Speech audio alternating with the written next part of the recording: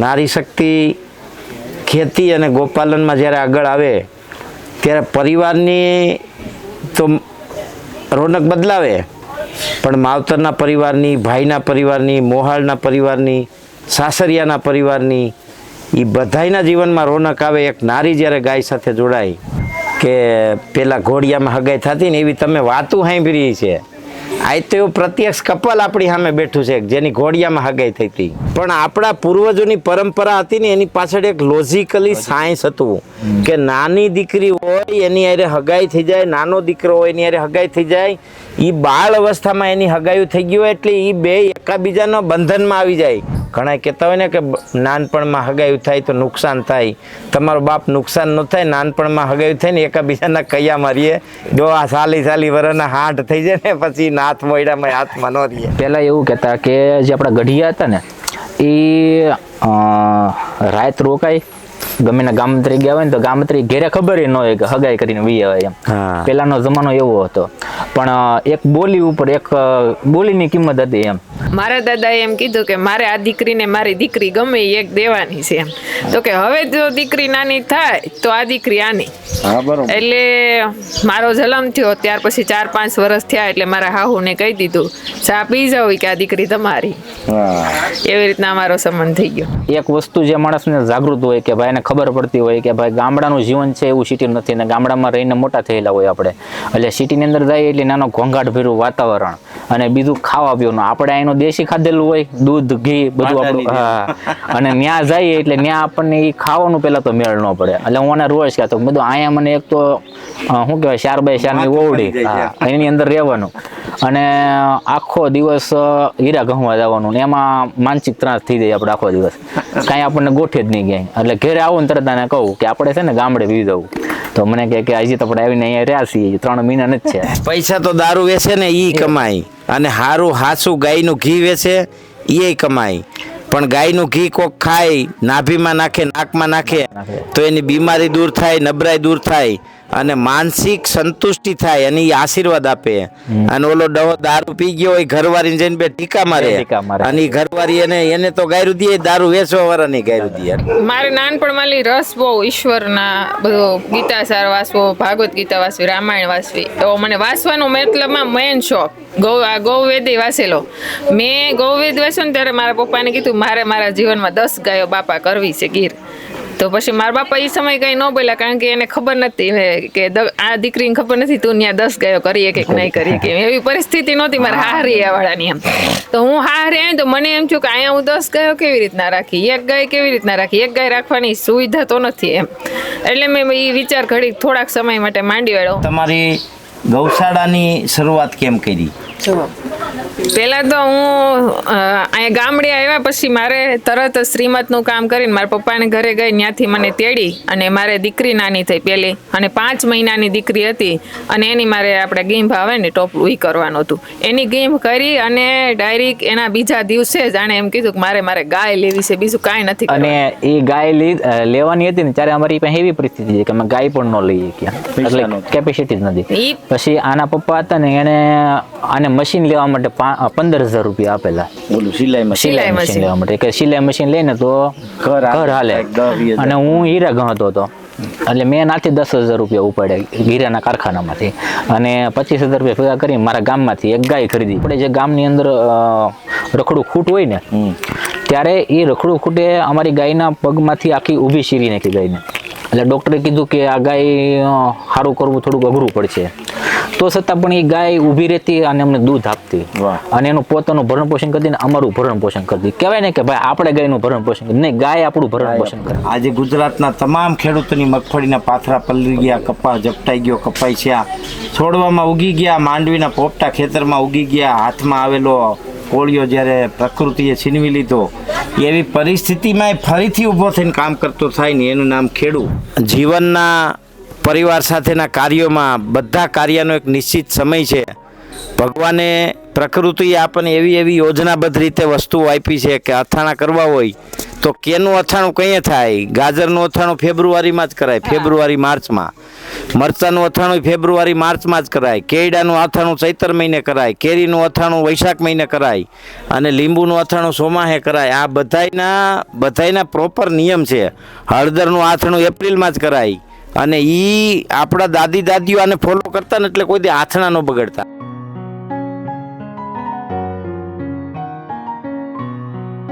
જય ગૌ માતા, વંદે ગૌ માતરમ. મિત્રો, ગાય, ગામડું ને ખેતી અને એક ઉભરતા ખેડૂત તરીકે નારી શક્તિ ખેતી અને ગોપાલનમાં જ્યારે આગળ આવે ત્યારે પરિવારની તો રોનક બદલાવે, પણ માવતરના પરિવારની, ભાઈના પરિવારની, મોહાળના પરિવારની, સાસરિયાના પરિવારની, એ બધાયના જીવનમાં રોનક આવે એક નારી જ્યારે ગાય સાથે જોડાય.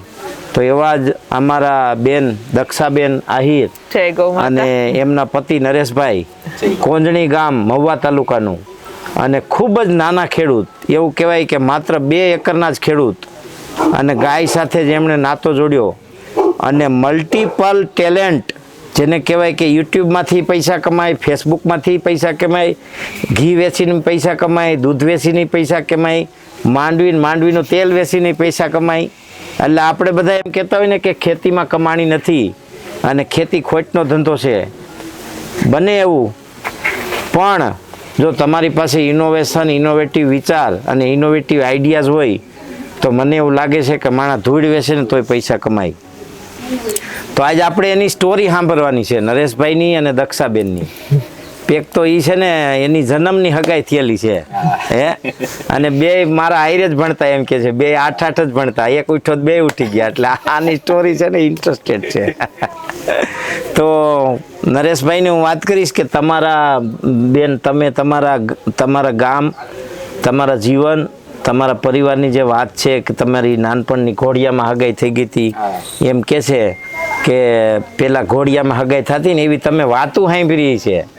આ તો એવું પ્રત્યક્ષ કપલ આપણી સામે બેઠું છે જેની ઘોડિયામાં હગાઈ થઈ હતી, અને પાછા 2 ગોપાલક અને 2 હરખા ઇન્ટરેસ્ટેડ.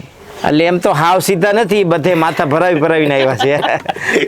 પણ હવે આપણે એની પાસેથી સાંભળીએ. તો તમે કયો, તમારી સૌથી પહેલા મને વધારે રસ છે ઘોડિયાની હગાઈ વાળી વાતમાં, કારણ કે અટાણે શું છે, સાલી વર્ષની દીકરીઓ થાય ને ત્યાં સુધી હગાયું નથી કરતા. એટલે મારો કોઈની હારે વિરોધ નથી, હું નારી શક્તિનો ખૂબ આદર કરું છું, પણ આપણા પૂર્વજોની પરંપરા હતી ને એની પાછળ એક લોજિકલી સાયન્સ હતું કે નાની દીકરી હોય એની હારે હગાઈ થઈ જાય, નાનો દીકરો હોય એની હારે હગાઈ થઈ જાય. એ બાળ અવસ્થામાં એની હગાયું થઈ ગયું એટલે એ 2 એકાબીજાનો બંધનમાં આવી જાય અને એવી રેખાની વચ્ચે જીવતા થઈ જાય કે એના મનમાં એક ડર રહે કે આપણે આ દીકરી સાથે જ પરણવું પડશે. દીકરી એવું નક્કી કરી લે કે આપણે આ દીકરા સાથે જ પરણવું પડશે, કારણ કે આપણા નાનપણમાં મા બાપે બાંધણું કર્યું છે ને મા બાપે નક્કી કર્યું છે, અને જન્મથી જ એનો એવો વ્યવહાર હોય. અને એના ઘર પરિવાર કેવા હાલે તમારી નજર સામે આજે એક ઉદાહરણ છે. ઘણા કહેતા હોય ને કે નાનપણમાં હગાયું થાય તો નુકસાન થાય, તમારો બાપ નુકસાન ન થાય, નાનપણમાં હગાયું થાય ને એકાબીજાના કૈયા મારીએ, ડોહા સાલી વર્ષના હાથ થઈ જાય ને પછી નાથ મોયડામાં હાથમાં ન રહીએ. સમજી ગયા? તો આપણે આની પાસેથી સમજીએ. હા, આપણે છે ને રમેશભાઈ પહેલા એવું કહેતા કે જે આપણા ગઢિયા હતા ને એ રાત રોકાય, ગમે ના ગામત્રી ગયા હોય ને તો ગામત્રી ઘેરે ખબર ન હોય કે હગાઈ કરીને વી આવે એમ. પેલાનો જમાનો એવો હતો. પણ એક બોલી ઉપર એક બોલીની કિંમત હતી એમ, બોલ્યા એટલે બીજું નહીં બોલવાનું. ગામના પાદરમાં હાલી નીકળતા, વાહન વ્યવસ્થા હતી ને એટલે ડેલીમાં કોક હામો મળે તેમ કેતા એ રામ ભાઈ હાલો સા પાણી પીવા લઈ જાય ને પછી એ ઓળખાણું કાઢે ને એ હાથ પેટીનું હમું કરે હંતું, પછી એમ કે તઈ તો લ્યો તમે આપણે હગા થાય, હવે તમારી ઘીરે આવડી દીકરી છે ને અમારા ઘીરે આવડો દીકરો છે, તો આપણે વાત નક્કી કરી અને બીજે દી 15 દીમાં હગા થઈ જાય. એનું કારણ એવું કે આપણે સમજો કે એ જે પાછા બોલતા ને છે એનું પાલન ઠેઠ સુધી થતું, ગઢિયાઓ બોલતા. અત્યારે તો તમે સમજો ને તો અત્યારે મોટા વડીલ આપણાથી મોટા વડીલ હોય ને તો એ બોલ્યા હોય ને તો તે છોકરા અત્યારે એનું પાલન નથી કરતા. અરે ઘરના આવકારા માથે છોકરા વરી જતા, ઘરના વ્યવહાર માથે છોકરા વરી જતા, અને અટાણે તો રૂપિયાની ફાટું ભરેલ પડ્યા છે અમારા ઘણાય મોટા મોટા માથા, તો એના 45 વર્ષના આટા મારે છે. કારણ કે સંસ્કાર અને સંસ્કૃતિ એનાથી માણસનું જીવન હતું. પેલા ગઢિયા એમ કહેતા કે જાત જોજો જુવાર એમ, આમ બીજું કઈ નહીં જોતા. કેવા સંસ્કાર મકાન કે રૂપિયા સામું ન જોતા કોઈ, એના સંસ્કાર કેવા છે, એનું કુળ. તમારી બેની હગાઈ કેમ થઈ હતી ઈ કયો હવે હાલો. પહેલી વાત તો એ કે મારું ગામ છે, મારા પપ્પાનું ગામ ડુંગર છે, અને હું ડુંગરની દીકરી છું. અમે બે એક જ, મારા બાપા છે ને એ અને મારા હાહુ છે એ બે માસ્યાઈ બેન ભાઈ. પણ મારા હાહુ એમના મા બાપ ને એકના એક દીકરી, એટલે મારા બાપા અને મારા દાદા એમને દીકરીની જેમ રાખતા. એટલે પછી એને એમ કીધું કે ભાઈ આ આપણી બેન છે એમ. તો મારા બાપા મારા દાદાએ સન્માન કર્યો, મારા બાપાને ખબર નથી, તો વાડીએ હતા. મારા દાદાએ એમ કીધું કે મારે આ દીકરીને મારી દીકરી ગમે એક દેવાની છે એમ. તો કે હવે જો દીકરી નાની થાય તો આ દીકરી આની. એટલે મારો જન્મ થયો ત્યાર પછી 4-5 વર્ષ થયા એટલે મારા હાહુને કહી દીધું ચા પી જાવ કે આ દીકરી તમારી. એવી રીતના અમારો સંબંધ થઈ ગયો. પછી તમે ભણતા હતા? અને એ ડુંગર ભણતા, હું તો કોણલી ભણતો, પણ પછી શું કહેવાય કે છોકરો ન ભણે તો પછી છોકરી પણ ન ભણે, કારણ કે એમ હોય ને. એમને 8 ભણીને ઉઠી ગયા, એટલે મેં 9માં નું 8 દિવસ ભણતર કર્યું. એટલે મારા બાપાએ કીધું કાંઈ વાંધો નહીં બેટા, 10 ભણો તો ભણ. પણ પરિવારના બધા સભ્યો અમે 22-25 જણા ભેગા રહેતા એક આંડલે. એટલે બધા પરિવારનું એવું કહેવાય છું કે દીકરો ઉઠી ગયો છે તો હવે દીકરીને પણ આપણે ઉઠાડી દઈએ, ઘર કામ છે, ઘણા બધા કામ છે કરવાનું એમ. એટલે સ્કૂલ છે, હું મને ઉઠાડી મૂકી એટલે મારે ડેઈલી અમારે બધા પરિવાર હારે મારે વાડીએ કામ કરવા જવાનું. કામ મને અમુક વસ્તુ આવડતું, અમુક ન આવડે તો શીખવાનું. એટલે હું સ્કૂલ છે ને રસ્તામાં આવે અને મારે વાડીએ ત્યાં જ જવાનું. એટલે હું રોજ સ્કૂલને જોઈ જઈને 1 મહિનો તો આમ થોડું રોવાય, હા, કે ભાઈ મારે ભણવું છે, મારું સપનું હતું ભણવું છે એમ. તો ભણી તો ન કારણ પછી મને પાછું મેં મારી મોટી બેનને વાત કરી કે હું ભણી ન એકી તો કાંઈ નહીં, પણ મારા જીવનમાં મારે કંઈક શીખવું છે. પછી ત્યાર પછી મારું મોહાળ છે રાજુલા, ઝીંઝાળા પરિવાર છે, અને નાનજી રામજી ખાદી ભંડાર વાળા કહેવાય. મારા બાના દાદા ખાદી ભંડારનું કામ કરે, ખાદીનું ઈ છે. મારા આ પોતે કાપડ બનાવેલું છે, રૂ થી દોરા કાપેલા, હા ઈ કામ કરતા. અને મારા મમ્મી પાછા 2 બહેનો છે, એમના ભાઈ નથી એમની તે. તો એમના મારા બીજા જે મામા હતા ને બધા એમ મતલબ મામાની જેમ જ મને ભાણીની જેમ જ ઉજેરેલી. તો ત્યાં એ લોકોએ મારા મમ્મીને સાસરે વળાવ્યા પછી એક જ ધારું શ્રીમદ ભાગવત ગીતાનો ડેઈલી સત્સંગ કરવાનું. એટલે હું ત્યાં ગઈ એટલે મને એમ કીધું તું કંઈક તારે શીખવું હોય તો તમે અહીંયા રહીને શીખ. એટલે હું 6 મહિના ત્યાં રોકાણી અને સીવણ ક્લાસ શીખી.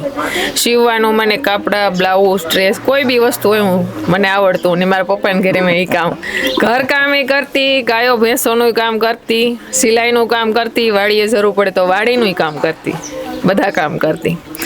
પછી સિલાઈ કામ તો મને ફૂલ ફાવતું. એટલે મારા પપ્પાએ એમ કીધું કાંઈ વાંધો નહીં બેટા, તારા હાહરાને ઘરે જમીન જાગી ન ઓછી હોય અથવા કામ ઓછું હોય ગામડે રહેતા તો તું આ કામ કરજે એમ, મતલબમાં રોજી રોટી કમાઈ એક એમ. એટલે એવી રીતના પછી આમને જરૂર પડી જીવનમાં કે ઉઠી જવું પડ્યું. એટલે ઈરામ બેસી ગયા એની પોતાની 12 વર્ષની ઉંમરે, અને એણે સતત હીરાનું કામ શરૂ રાખ્યું. અમારા મેરેજ થયા 2015ની સાલમાં. પછી વિચાર્યું કે થોડાક સમય સુરત આપણે જઈએ, કદાચ ને આપણને ત્યાં અમારે હીરાનો ધંધો કરવો હોય સુરત. કેમ ન રહ્યા તમે? સુરત રહેવાનું ન રહેવાનું કારણ તો ઈ સમજાવશે. ન રહેવામાં અહીંયા ગામડામાં તો બાયું વેન કરે સુરત જવાનું નહીં, પણ કહેવાય ને કે એક વસ્તુ જે માણસને જાગૃત હોય કે ભાઈ એને ખબર પડતી હોય કે ભાઈ ગામડાનું જીવન છે એવું સિટી નથી, ને ગામડામાં રહીને મોટા થયેલા હોય આપણે. એટલે સિટીની અંદર જાય એટલે નાનો ઘોંઘાટ ભર્યું વાતાવરણ, અને બીજું ખાવા પીવાનું આપણે અહીંનું દેશી ખાધેલું હોય, દૂધ ઘી બધું આપણું. હા, અને ત્યાં જઈએ એટલે ત્યાં આપણને એ ખાવાનું પહેલા તો મેળ ન પડે. એટલે હું આને રોજ કહેતો બધું અહીંયા મને એક તો શું કહેવાય 4x4ની ઓવડી, એની અંદર રહેવાનું, અને આખો દિવસ હીરા ઘઉંમાં જવાનું, ને એમાં માનસિક ત્રાસ થઈ જાય આપણે આખો દિવસ, કાંઈ આપણને ગોઠે જ નહીં ક્યાંય. એટલે ઘરે આવું ને તરત આને કહું કે આપણે છે ને ગામડે વી જવું, તો મને કહે કે હજી તો આપણે આવીને અહીંયા રહ્યા છીએ, 3 મહિના જ છે. મારા સાસુ છે ને એ એને અતિવાલા, એ એને છોડે નહીં. હા, આમનો સ્વભાવ એને માં વગર રહેવા માં વગર ન ગમે રહેવાય. નહીં. એટલે એ રાત્રે 6 મહિનામાં 2 વાર રોયા કે મને માં યાદ આવે એમ. અરે મેં તો હવે તો હું અરે ભાઈ એ શું મેં તો તમ તારે આપણે બાને બોલાવી લે મેં તો આપણે બાને બોલાવી લે હોય એમ. તો કે તું બાને બોલાય પણ મને આ ગમતું નથી. મેં તો મેન વાત કરો કે તમને ગમતું નથી. મેં તો પાક્કું હા મેં તો કાંઈ નહીં તમ તારે આમ પણ મારે હાહુ વગર ઈ રહી ન કે. એટલે પછી મેં એવું કીધું મેં તો તમ તારે હાલો હું દેશમાં આવું પણ એક વાત નક્કી કરીને આવું. એ કે કઈ? મેં તો હું ત્યાં જાઉં પછી તમારે સુરત નહીં અવાય. વાહ, મેં તો અહીંયા ગાભા ફેરવા રાખો મીંડી. મેં તો ઘડીક અહીંયા જવું ને ઘડીક અહીંયા જવું એમ નહીં. તમ તારે હું આવું દે એમાં પણ પછી ક્યાં રહી સુરત નું નામ નહીં લે હાલો હવે રૂમ લઈને જાવું છે.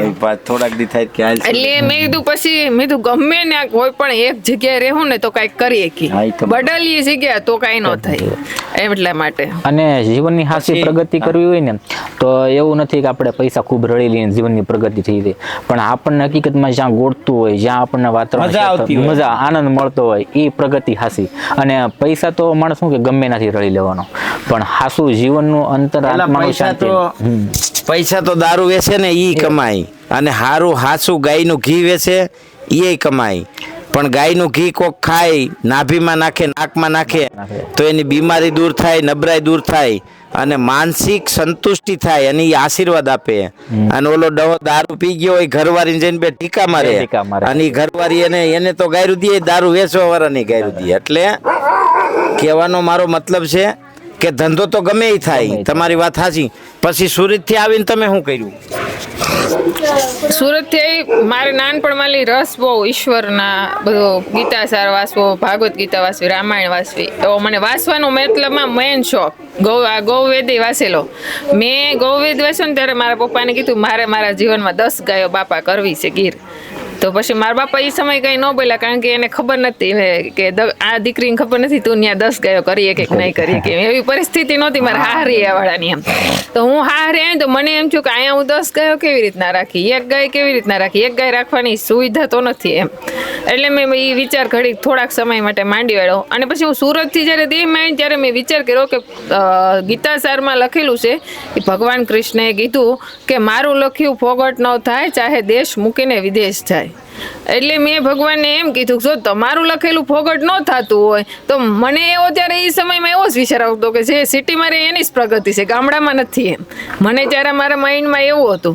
પણ મેં કીધું જો તમારું લખેલું ફોગટ ન થતું તો હું જોવા માંગુ છું કે હું ગામડે રહું, તમારો કેવો રીતના વિકાસ કરો છો. એ ત્યારે એ સમય મને એવો વિચાર આવતો. મને કદાચ એમ છું કદાચ મને ભગવાનને કહેવાય ગયું છે પણ ભગવાને જ મારી પ્રગતિ કરી છે એમ. ઈશ્વરની સહાયતા, ઈશ્વરના આશીર્વાદ વગર માણસને સત્કર્મ કરવાનું સાંભળે નહીં. ભગવત કાર્ય, ગાય, ગામડામાં રહેવું, ખેતી કરવી, પ્રાકૃતિક ગાય આધારિત ખેતી કરવી, સદવિચાર, શાસ્ત્રોનું પઠન, શાસ્ત્રોનું અધ્યયન, આ બધા ભગવત વિચારો કહેવાય. સંતોનું સાનિધ્ય, ભગવત વિચારો માણસને ત્યારે જ આવે જ્યારે એના કોટી જન્મોના પુણ્ય ઉદય થાય ને ત્યારે ભગવત વિચાર આવે. પછી હવે તમારી ગૌશાળાની શરૂઆત કેમ કરી? પહેલા તો હું અહીંયા ગામડે આવ્યા પછી મારે તરત શ્રીમતનું કામ કરીને મારા પપ્પાને ઘરે ગઈ, ત્યાંથી મને તેડી અને મારે દીકરી નાની થઈ પહેલી અને 5 મહિનાની દીકરી હતી અને એની મારે આપણે ગીંભ આવે ને ટોપલું ઈ કરવાનું હતું. એની ગીંભ કરી અને ડાયરેક્ટ એના બીજા દિવસે જ આણે એમ કીધું કે મારે ગાય લેવી છે, બીજું કાંઈ નથી. અને એ ગાય લેવાની હતી ને ત્યારે અમારી પાસે એવી પરિસ્થિતિ છે કે અમે ગાય પણ ન લઈએ ક્યાં, એટલે કેપેસિટી જ નથી. પછી આના પપ્પા હતા ને એને આને મશીન લેવા માટે 15,000 રૂપિયા આપેલા, સિલાઈ મશીન લેવા માટે. કે સિલાઈ મશીન લઈને તો ઘર હાલે. અને હું હીરા ગણતો હતો એટલે મેં નાથી 10,000 રૂપિયા ઉપાડ્યા હીરાના કારખાનામાંથી અને 25,000 રૂપિયા ભેગા કરી મારા ગામમાંથી એક ગાય ખરીદી કરી. એ ગાય ખરીદી કરીને અમે લાવ્યા ઘરે. એટલે 7-10 દિવસ સુધી રાખી ને ગાયનું વળતર અમે ત્યારે ડેરીમાં દૂધ ભરતા ત્યારે તો હાવ ભાવ સમતો ને 25-30 રૂપિયા ભાવ મળતો હતો. તોય છતાં અમે હિંમત રાખી કે આપણે હું હીરા ઘઉં છું એમાંથી થોડી ઘણી ઇન્કમ આવશે આમાં નાખશું અને ગાયની સેવાય થાય.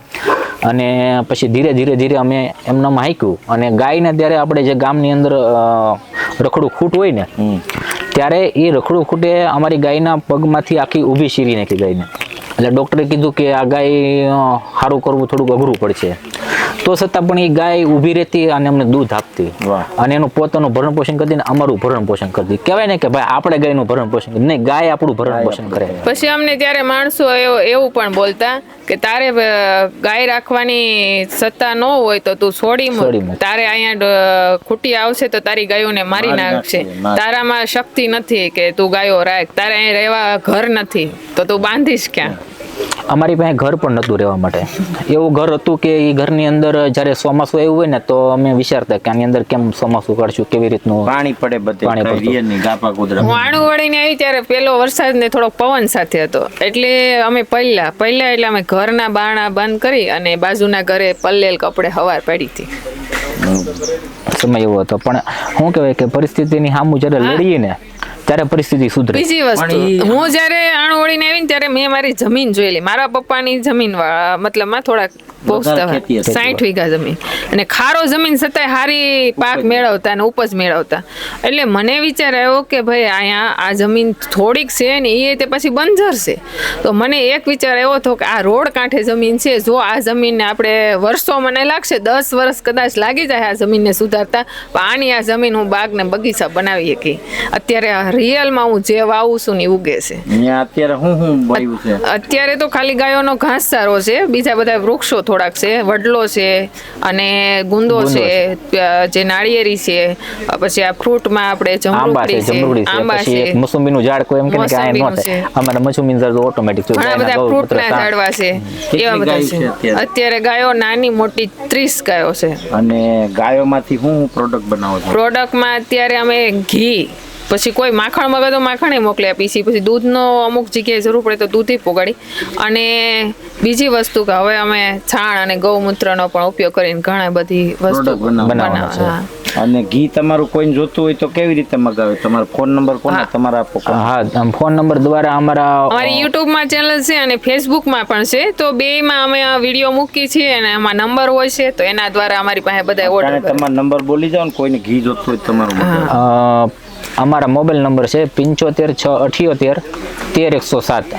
બહુ સરસ. હા મિત્રો, તમે ખરેખર એવું ઈચ્છતા હોય કે આવા લોકોને જે સામાન્ય સમાજમાંથી ગાય સાથે નિષ્ઠાથી જોડાયેલો પરિવાર હોય, એવા લોકોને તમે મદદ કરવા ઈચ્છતા હોય તો આવા પરિવારને નિશ્ચિંત નિસંકોચપણે આવા પરિવારનું ઘી મગાવજો. તમે આવા પરિવારનું ઘી મગાવો ને, એ પણ એક રાષ્ટ્ર સેવા છે. કારણ કે તમે આજે જોઈ રહ્યા છો ફરતી બાજુથી પ્રકૃતિનો પણ કેર છે.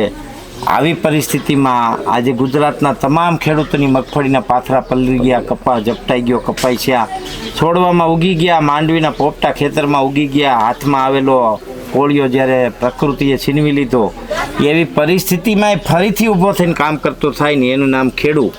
અને એટલે જ ખેડૂતને જગતનો તાત કહેવાનો છે. અને આવા લોકોને જો તમે મદદ કરો તો પ્રકૃતિ તમને ક્યાંક ને ક્યાંક એના વળતર રૂપે આપી દે.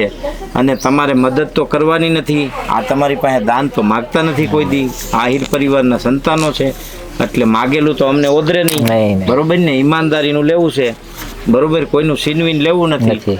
2025માં લીટર ઘી દેવું છે, 3000 રૂપિયામાં લીટર ઘી દેવું છે, અને ઘીના પૈસા લેવા છે.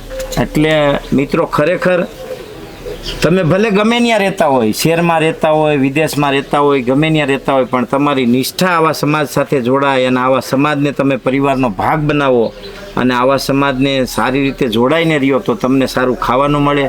આવા પરિવાર એના સ્ટેન્ડ ઉપર ઊભા રહીએ અને ઈ ગોપાલન કરે. તમારે ગોપાલન નથી કરવું, તમે ફ્લેટમાં રહ્યો, કાંઈ વાંધો નહીં, પણ આવા સમાજ સાથે જોડાઈને રહ્યો.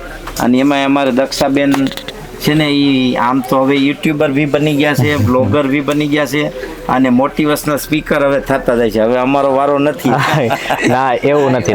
અમે પણ કંઈક શીખ્યા છીએ ને રમેશભાઈ, તો તમારામાંથી જોઈને શીખ્યા છીએ. કારણ એનું એવું છે કે તમે પણ પ્રેરણાઓ ઘણી બધી આપી છે સ્ટાર્ટમાંથી.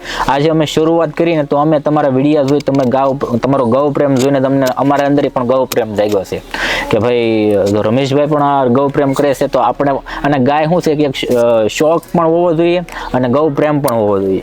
એ વસ્તુ ખાસ જણાવવાનું એ કે અમે ગાયમાંથી કોઈ પણ પ્રોડક્ટ બનાવીને તો અમને કોઈ સવાલ નથી ઊભો કરી શકતો. હું લેવા કે તમે જે પ્રોડક્ટ બનાવો છો, મતલબમાં તમારે જે વિસ્તારથી તમે એને સમજાવો છો, એટલે અમારે સમજાવવું પણ નથી, અમારે થોડું ખેલું છે. તો જે કાંઈ છે એ તમે બધા છો એમ.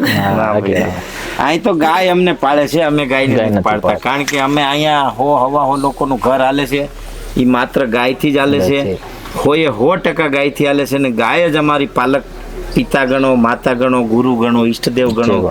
અમારા માટે ગાય જ માતા પિતા, બીજું ગાય ને કુળદેવી, આ સિવાય જગતમાં અમારું કાંઈ છે જ નહીં. પછી ખાસ જણાવવાનું કે પેલા શરૂઆતમાં મારી પરિસ્થિતિ એવી હતી ને, તો અમે ગાયો બાંધીને 5, તો મારે ઘરે ગમે એટલો મહેમાન આવે તો મૂંઝાવ નહીં. હું લેવા કે ગાયનું ઘી હોય તો હું શીરો બનાવી નાખું, ગાયનું દૂધ હોય તો છાલિયા ભરી દઉં, દૂધ હોય તો છા બનાવીને પાઈ દઉં. એટલે ગમે એવો મહેમાન હોય તો આને ક્યારે ફોન ન કરું કે તમે નથી એમ. ને મારી વાડીમાં હું અત્યારે ગાયનું છાણ મારી હાથે ખાતર નાખી નાના ક્યારા બનાવી તમામ પ્રકારનું શાક બકાલ ઉજેરું. બહુ સરસ. ભાજી, કોથમરી, બધી વસ્તુ. આ તમે બીજા બહેનોને શું સંદેશ દેવા માંગો? બીજા બહેનો આ બાયુ આ બેનોને જીન્સનું પેન્ટ પહેરીને કાયમ શહેરમાં રોડમાંથી ઓટલે બેહવું છે અને ખાવું છે હાચું ગાયનું ઘી, હાચું દૂધ, હાચું માખણ, હાચી છાશ, પણ મારા બેટાઓને ગાય પાસે જવું નથી. એટલે બધાયને નથી લાગુ પડતું, એટલે લાગત ન લેતા. પણ જેના આવા વિચાર છે, જેના આવા આચાર છે કે 4 વાગે કાયમ સડકના કાંઠે ઓટલા ઉપર સડો પહેરીને બેસી જવું, હાહરો ભેરા સડો પહેરીને બેહે અને પાછા સમાજની વાતો કરતા હોય, એવા લોકોને તમે શું સંદેશ દેવા માંગો છો? ખાસ કરીને તો ઘણા બધા આપણે ઘી મગાવવા માટે, કોઈ બી વસ્તુ મગાવવા માટે મને ફોન કરતા હોય છે કે દક્ષાબેન મને આથણું બનાવી આપો નહીં, દક્ષાબેન ઓલું આ બનાવીને આપો નહીં. એટલે ત્યારે મને વિચાર આવે કે ભાઈ આથણું એક એવી વસ્તુ છે, કોઈ બી પ્રોડક્ટ, કોઈ બી વસ્તુ, અમુક વસ્તુ આપણે ઘરે પણ બનાવી શકતા હોય છે. ને અમુક દીકરીઓને એવા ફોન આવે કે એ શું કહેવાય, એ શું કહેવાય, કઠોળના નામની ખબર નથી હોતી.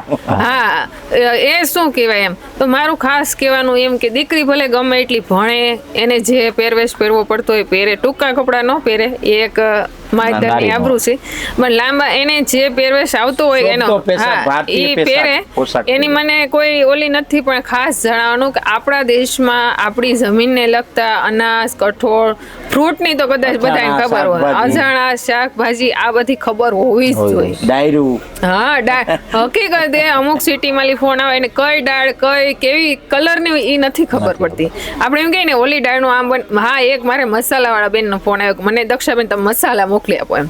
એટલે મેં એને એમ કીધું આવી રીતના સ્ટોક, એને ચોમાસામાં સ્ટોક કર્યો, એટલે એના મસાલા બગડી ગયા. તો મેં એને વાત કરી કે ક્યાર રે ચોમાસામાં ન કર, એ કે અમને આવી બધી ખબર ન પડે. એટલે એક મહત્વનો વિષય છે, બેને વાત કરી ત્યારે કહી દઉં કે જીવનના પરિવાર સાથેના કાર્યોમાં બધા કાર્યનો એક નિશ્ચિત સમય છે. ભગવાને પ્રકૃતિએ આપણને એવી યોજનાબદ્ધ રીતે વસ્તુઓ આપી છે કે અથાણા કરવા હોય તો કેનું અથાણું કઈ થાય? ગાજરનું અથાણું ફેબ્રુઆરીમાં જ કરાય, ફેબ્રુઆરી માર્ચમાં. મરચાનું અથાણું ફેબ્રુઆરી માર્ચમાં જ કરાય. કેળાનું અથાણું ચૈતર મહિને કરાય. કેરીનું અથાણું વૈશાખ મહિને કરાય. અને લીંબુનું અથાણું ચોમાહે કરાય. આ બધાયના પ્રોપર નિયમ છે. હળદરનું અથાણું એપ્રિલમાં જ કરાય. અને ઈ આપણા દાદીઓ આને ફોલો કરતા ને, એટલે કોઈ દી આથણા ન બગડતા. અને એમાંય કૌશલ હોય. તમે જોજો ગામમાં એક ડોહીમાં એવા હોય કે આથણા હાથ અડાડી જાય એટલે આથણું બગડે જ નહીં. ઈ એક કળા છે, આ વાસ્તવિકતા છે. એટલે આને ભણેલા તો કદાચ નહીં માને, પણ અમારા ગામમાં છે એવા માજી, ગમે એ ગામમાં આથણું બનાવે એટલે માજીને લઈ આવે, એ માજીએ મરચાં આમાં હાથ કરીને મીઠું વેરી દે, પછી ગમે એટલું ગમે એમ રાખે, કોઈ દી વગર ફ્રીજે આથણું ન બગડે એની ગેરંટી. અને હું આવું તમને 1000 જણાનું પ્રૂફ બતાવી દઉં. પછી એક અથાણું, ઘી, માખણ તો એક અલગ વાત છે. આ બધી વસ્તુ બેનો બધું ખાવા પીવાની વસ્તુ ફ્રીજમાં રાખવા મળી.